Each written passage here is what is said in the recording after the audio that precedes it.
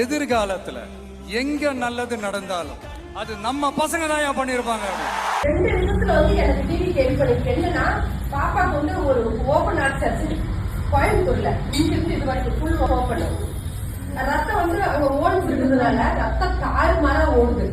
அந்தந்த கரெக்டான டியூப் வழிதான் போகணும். இல்ல தாறுமாறா ஓடுறது ஃபுல்லா நான் நடக்க முடியல இவங்க அக்காவுக்கு. அப்புறமேல் போய் அட்மிட் பண்ண முடியும்.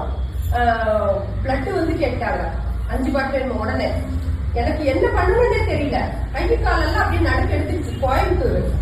அப்புறமேல் குப்புசாமி நாயுடு. அப்புறம் எனக்கு ஒண்ணும் தெரியல. அப்புறம் டிவிகேல நம்ம தலைவர் கட்டில அவங்களுக்கு போன் பண்ணேன். சார் நான் கோயம்புத்தூர்ல இருக்கேன், இது மாதிரி பாப்பாக்கு ஆபரேஷன், ரத்தம் என்ன சார் பண்றது, ரத்தம் இல்லைங்கிறாங்க. ஒரே நிமிஷம் கோயம்புத்தூர்ல மாவட்ட தலைவருக்கு 25 பேர் நிக்கிறாங்க ஹாஸ்பிட்டல்ல. அப்பெல்லாம் எனக்கு அவ்வளவும் இல்ல இருக்கும், அவ்வளவுதான். இது இவ்வளவு சின்சியர் இருக்கான்னு தெரியாது.